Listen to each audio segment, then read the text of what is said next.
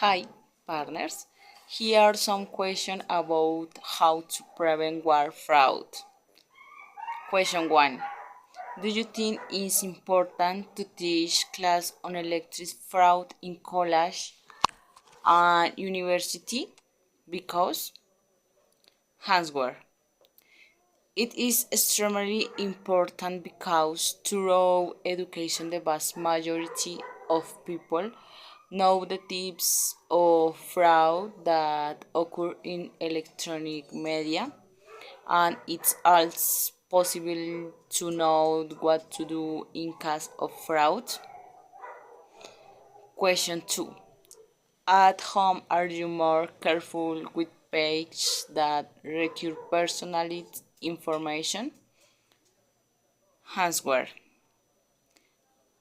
Previously, there were no precautions, but in the face of so many cases, present security began to be hired, which informs with fake my present plagiarism in not provide personal information. Question 3. Have you seen a victim of fraud or know someone who has been? If your answer is yes, how do you think? The first question we have, what is wire fraud? Electronic fraud is a term that encompasses all types of fraud that make also use of telecommunications, including fraud carried out online, by phone, through social networks, by bots. It's associated with fraudulent emails that encourage people to make fraudulent bank transfers. The term can also refer to fraud by any other electronic means, from the phone calls to SMS and messages and more. What is the difference between the phishing and phishing? Both the techniques consist of impersonation the identify of company or dependency to the fraud people. However, they cannot be considered the same or the foregoing. Phishing is a foreign task consists of impersonation of the people with a fake email designed to the recipient and obtain personal information.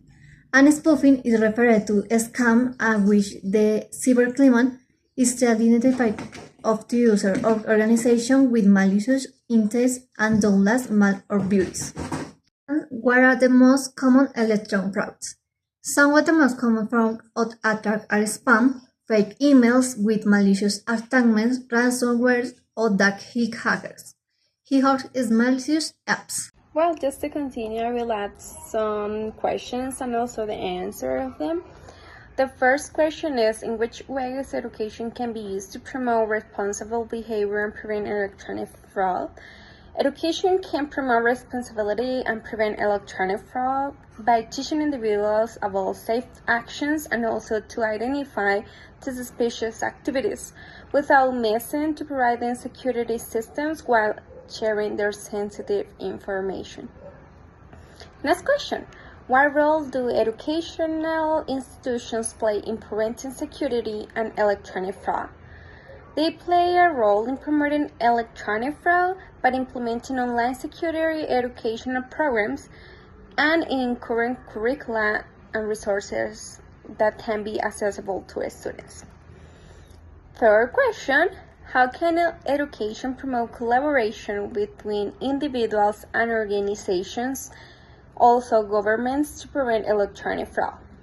It can provide and also promote collaboration between them to prevent risks and frauds by encouraging the sharing of information, in this case the sensitive one, and teaching them how to handle that kind of information to have better practices. The last one, the fourth one, how can education be adaptive to meet cultures and society's needs? But this can be solved by adding cultural considerations and also cultural awareness to their knowledge, and also the teaching of them to a specific population.